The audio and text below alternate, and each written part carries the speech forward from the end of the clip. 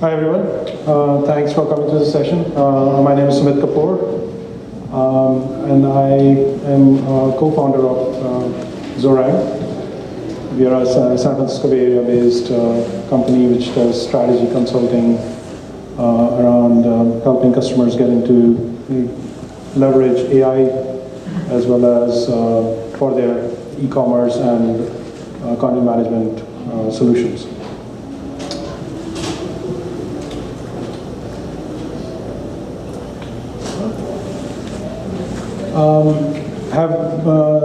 Before starting Zorang, I was at IBM for over 10 years. I was heading their marketplace team, managing the IBM Partner Marketplace platform. And along with my co-conspirator in crime, Anurag, I founded Zorang about 3 years back. As I mentioned, we are based in the San Francisco Bay Area. We're focusing on ECM, e-commerce, integration, and the AI, and how to leverage AI technologies that are coming up for these requirements. We have customers from mid-sized startups even, and some of them are startups as well, to Fortune 500 companies.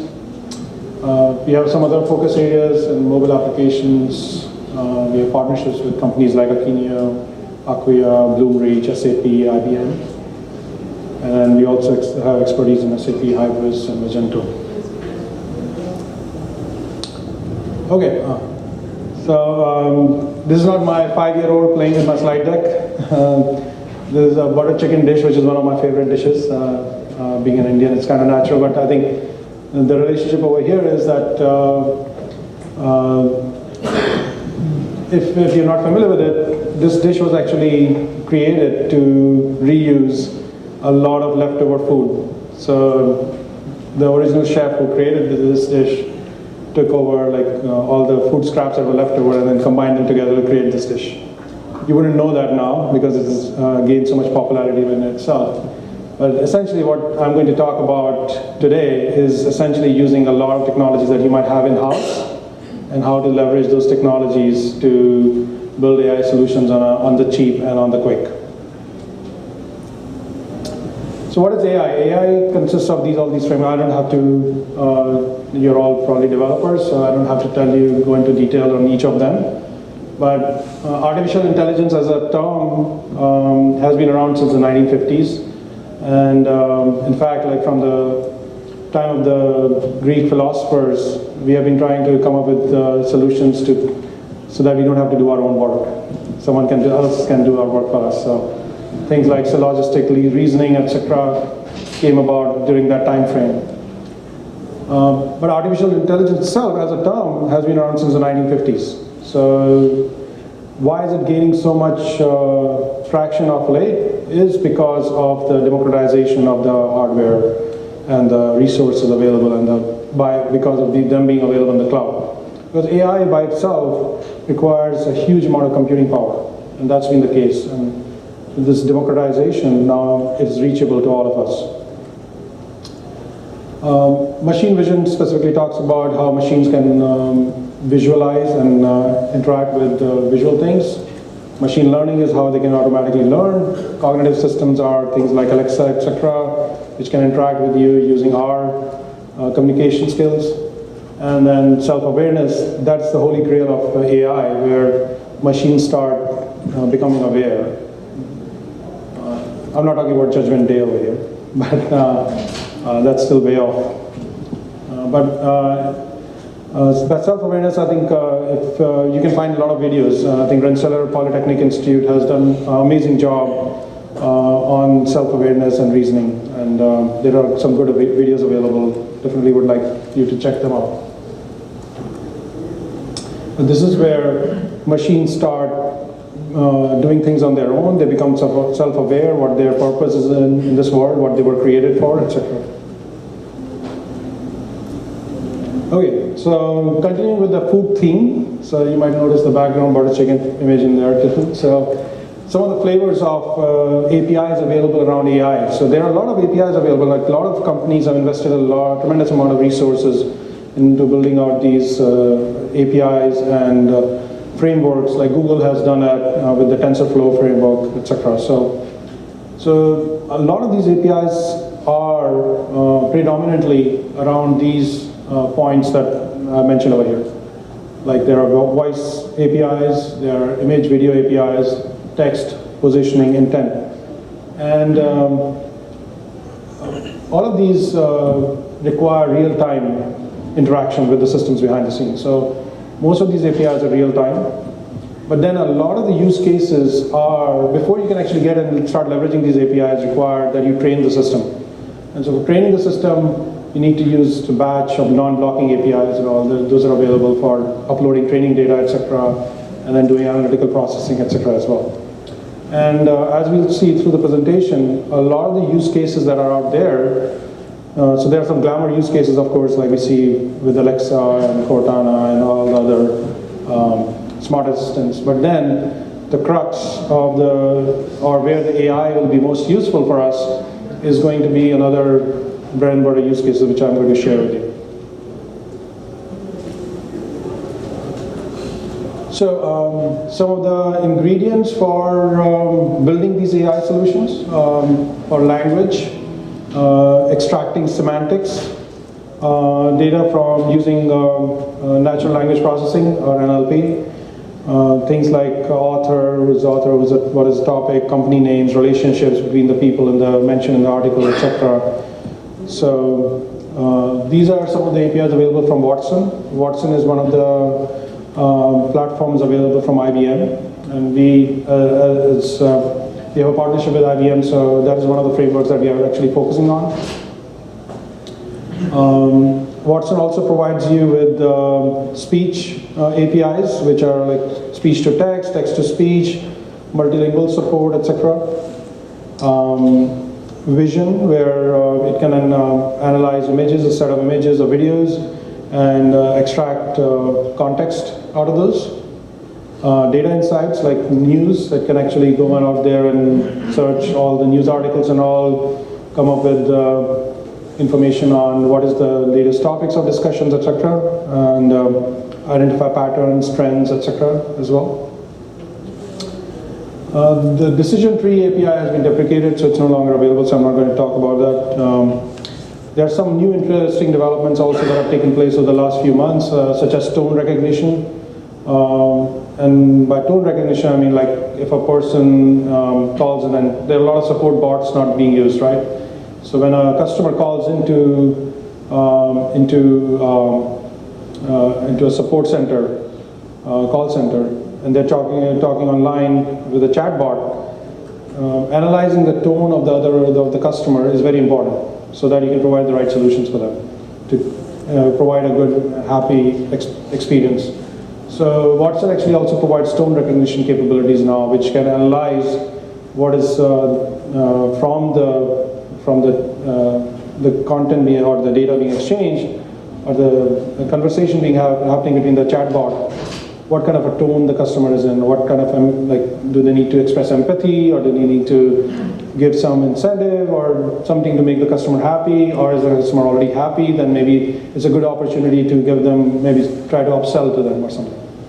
So it's become very important, right? So these are some of the APIs that are going to be really useful for business use cases, which I'm going to be talking about. One other aspect of Watson APIs is it's designed for enterprises. So it supports enterprise-grade security. It was also available in the cloud on the Bluemix platform. And a lot of these are stateless, so they don't retain the data. Your data is not secure. And of course, they support the latest encryption technologies as well. Some of the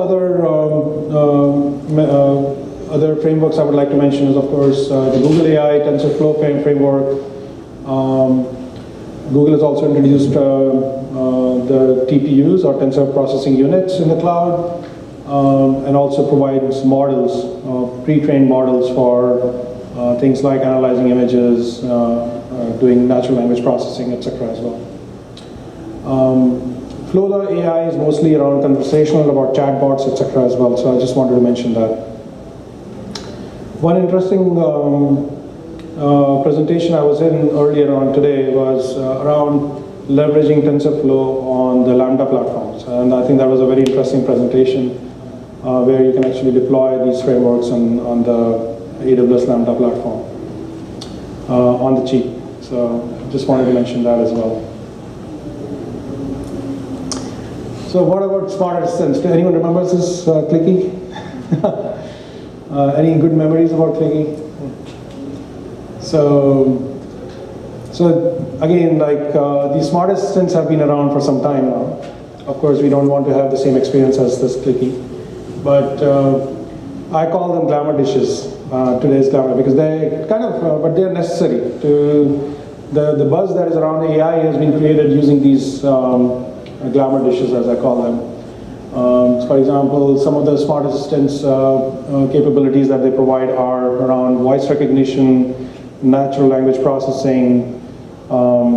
They provide voice integration with your apps like HomeKit, etc. You can actually control the lighting around using cool stuff. It's a cool factor.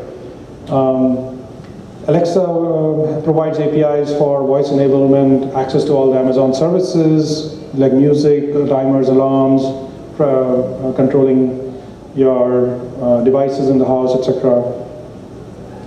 You can also build custom skills using the skill kit that Amazon provides. And you can also integrate with their Echo line of products. Of course, it has multilingual support. They are introducing more language supports around the world as they launch these Alexa devices. Continuing with the glamour dishes, Cortana also provides similar set of skills. It also provides access to the Microsoft framework. You can build extensions and provide voice integration. So if you can see, the theme is pretty similar, right? Across all of these smart assistants. They provide a similar kind of APIs, they provide similar kind of capabilities, and of course Amazon Alexa has been more popular because of the first mover advantage. So I won't go down detail into others, but Siri also and Google Assistant APIs are very similar again. One additional thing that Siri APIs also provide is intent, the ability to understand what it gives you the leverage to actually go identify what is the next step or next that you should take based on the intent of the user.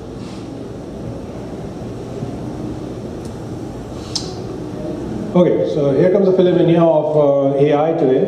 So of course, which has captured our imagination as well, is around smart cars. This actually brings together various different components of AI, like machine vision, machine learning, cognitive skills. You can interact with your car using voice, etc.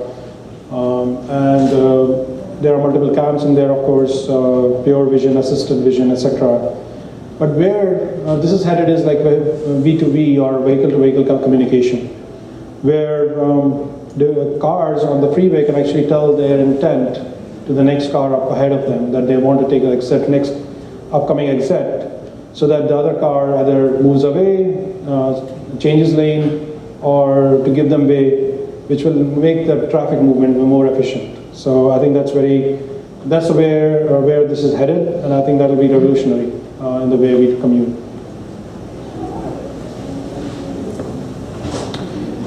But the bread and butter dishes of AI, where the AI will be most useful, are for things like unstructured content, which we encounter in content management. So this has been an inherent problem with content management for many, many years, like especially where you have tons and tons of HTML content. Big data tried to solve that to a certain extent, but it was only able to provide solutions for handling this huge amount of data. But where the AI is going to be really helpful is around understanding what that data is about. So understanding what is the context, what is doing natural language processing, building relationships between the content, and then extracting that information and populating your taxonomy with that. Some good fits for natural language processing are categorization of data, classification of this data, search engine optimizations, title recommendations, etc. for your data. So Things like even like captions for your images, or giving title to your web page. So things like that can be done through AI very more efficiently and based on analytical information gleaned from feedback from the customer and end user. So that's where AI will be really useful. For e-commerce, AI will be really useful for advanced personalization, where today it has been built around using your shopping history. Now you can do personalization based on sentiment, or if the person is actually going for a wedding, you provide them a different set of clothes and accessories than if a person is going to, say, just a regular party or a funeral, for example. So then pricing, I think dynamic pricing, where we are already seeing that Amazon is already using that capability on there, where their price of items changes almost pretty much every hour to every minute. And this is very important because it actually takes into consideration market trends, competitive pricing information, supply and demand, and everything, brings them all together into automatically pricing the goods online for you. And I think it's probably one of the main reasons why we are seeing the profitability increase at Amazon as well.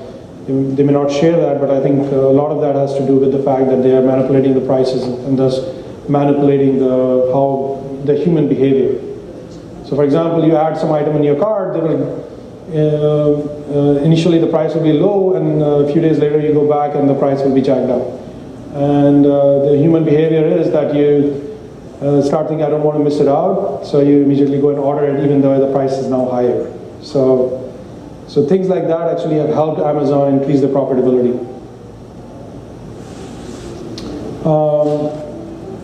So product configurations based on use cases instead of just dropping it in front of the customer. So customers, when they come to your website, they come with a certain intent, or they have a certain solution they want to solve. And if you can actually understand that intent, you can actually provide them the right solution, and you can get those quick wins and closes. So I think that's another important thing where AIs can play a big role. And we're already seeing that. Companies like Bloomreach are already providing those kind of recommendation engines and product configuration capabilities, etc.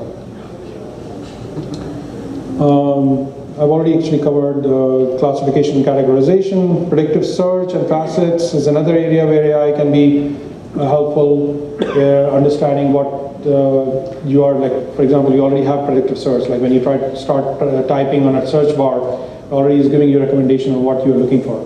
And it's getting pretty good now. So we're already seeing some of those use cases.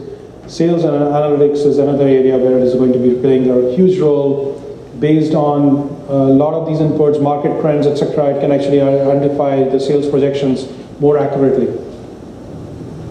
And of course, customer support bots. So by using support bots which can interact with customers, it's become very difficult to even understand whether you're talking to a real person behind the scene or it's a support bot. They've become so good. So that's another area where AI is playing a big role. Just focusing on the bots, so there are a lot of frameworks available for support bots, like I've listed some of them down over here. These are available for iOS, Android, Cordova, JavaScript, etc. But it gives you capability to reduce your support costs, provide 24/7 service, natural language processing capabilities, tone analysis, which can understand the context of the conversation, can understand whether the person is angry, upset, or something when they call into support, and then provide empathy based on that feedback. So I think this is very critical in the support area. You can also extract actionable business insights from those conversations, where you can actually say do upsell to the customer if the customer is really happy with your services, or you can actually say that they can look at their support history and then provide them the right solutions.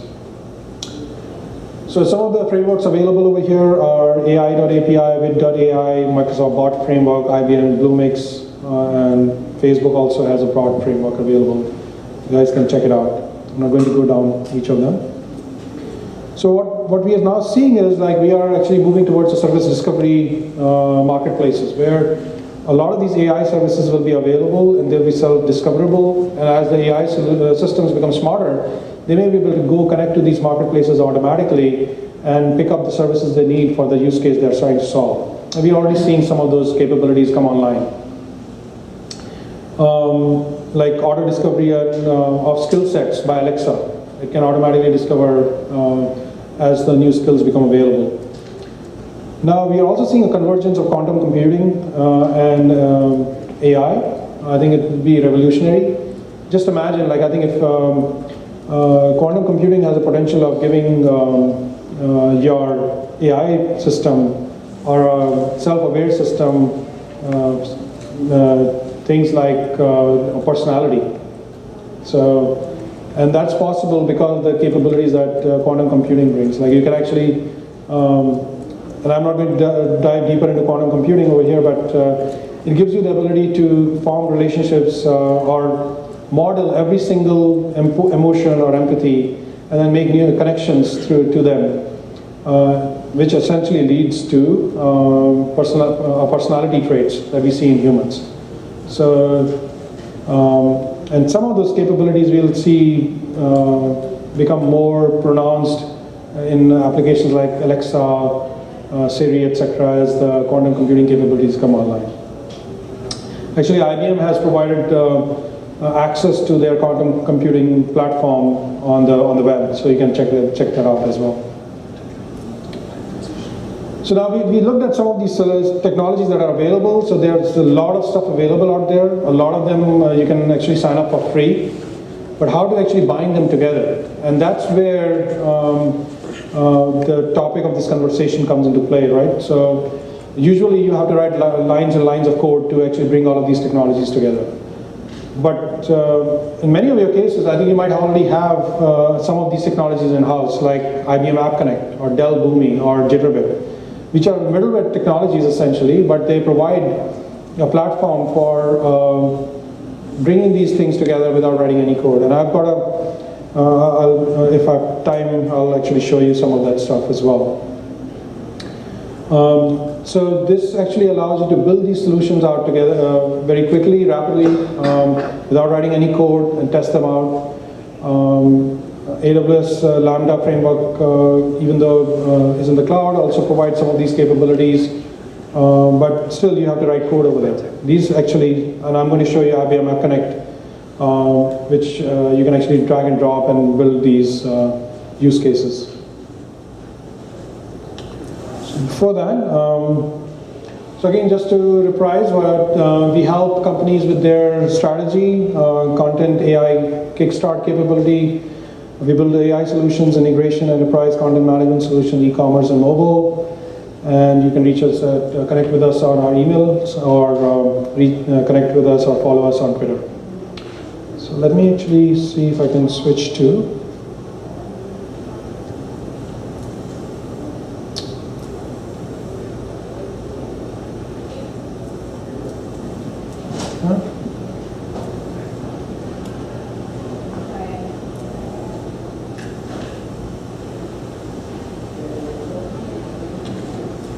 So this is the Watson documentation that's available on the web. You can see that a lot of these are REST interfaces that Watson provides. So you can connect to them. You can use their Java libraries, etc. as well. But what I'm going to leverage in this case is the IBM App Connect Professional. You can sign up for this thing for free. So let's log in over here.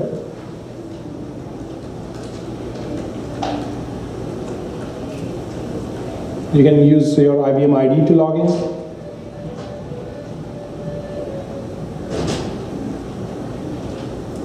And this is the management console that will bring up.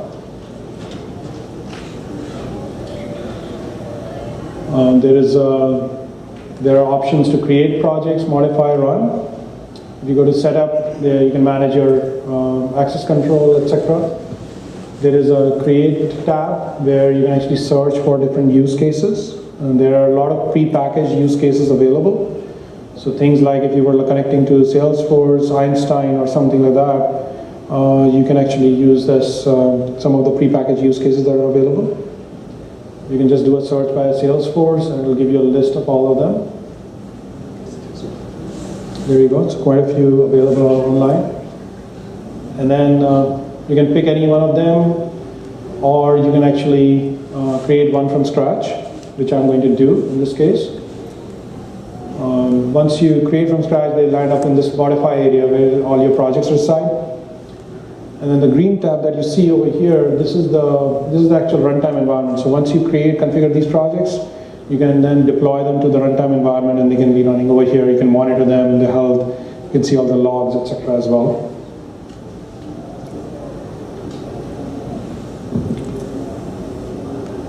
So these are all the projects that are running. You have alerts in here, you can configure them.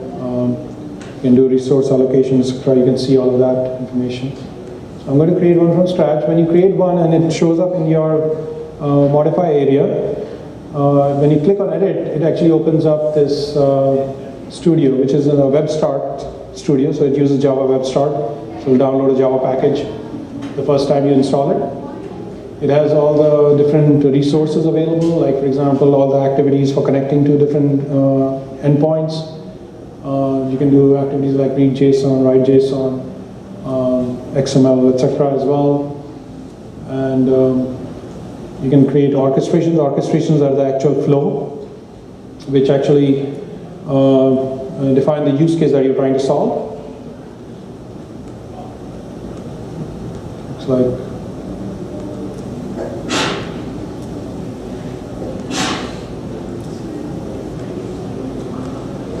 so network over here.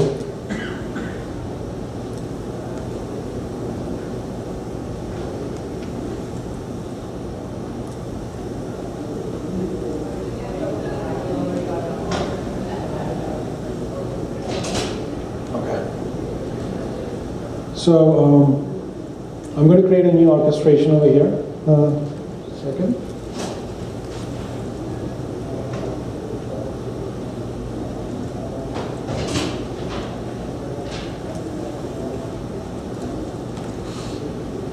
You have connectivity to a lot of different endpoints over here, like SAP, Oracle. In this particular case, because it's all REST APIs for the Watson framework, we are going to use the REST interfaces. You can also have a list of all the functions available over here, which you can actually do different kind of things like base64 encode data, or string operations or mathematical operations, etc. You can also write your own custom functions using JavaScript. So we're going to use, so this is a new orchestration I'm creating over here. I'm going to use a receive request. So the way it will work is this orchestration will receive a human request, and that will initiate, and the human can actually upload a file, for example, for training data for the Watson Discovery Service. And that would actually call Watson and then share that data or send the data over using a REST API. Configuring a REST endpoint or an HTTP endpoint is really easy. You just have to provide the port number in here and nothing else essentially.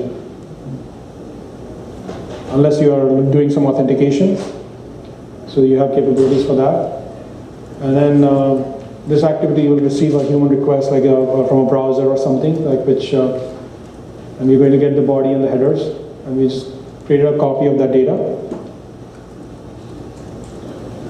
Now I'm going to invoke or post the request to Watson. So I drag and drop the post request. And I have to configure a new endpoint for Watson, so I'm just going to create new.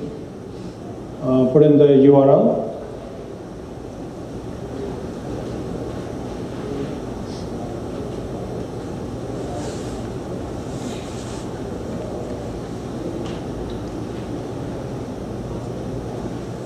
So I'm just going to type in the URL in the hostname field, and then it requires some authentication. So I've already configured the username and password in what are called configuration parameters. So that's just a property file that you can actually configure all those parameters, and I'm going to reuse them over here.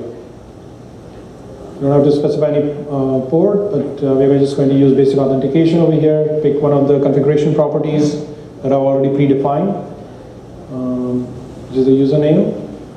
And also pick the password over here. And then at that point, I'm just basically done. I just select HTTPS, it uses SSL. So automatically the port number is configured, so the protocol configuration happens automatically for you. And I can test the connection if I wanted to, but for that I have to provide a URI, and then I have to provide the data, etc. as well to make it successful. But we can test it inside the orchestration flow as well. So now I'm going to call it Watson. So I just created a Watson endpoint for the REST interface. I put in the authentication parameters, and now I'm just going to configure this activity by walking down this checklist on the left hand side. So I provide the URI. Again, this URI are pre-configured in the configuration properties, but it's a simple URI that I shared with you earlier in the video. It contains the environment variable, environment name, and the ID, and the so you just need to insert that in the URI. You can select custom headers information in here. So over here, it just needs a content type. So we're just going to select one content type as the header value or field. And it also has built-in error checking. So it automatically can check for errors and then time out, and you can have retry capability in there. Once we have configured that in the input section, now we're just going to take the data that is coming in from the user and then just drag and drop it over here. So we're just going to drag and drop it into the body element.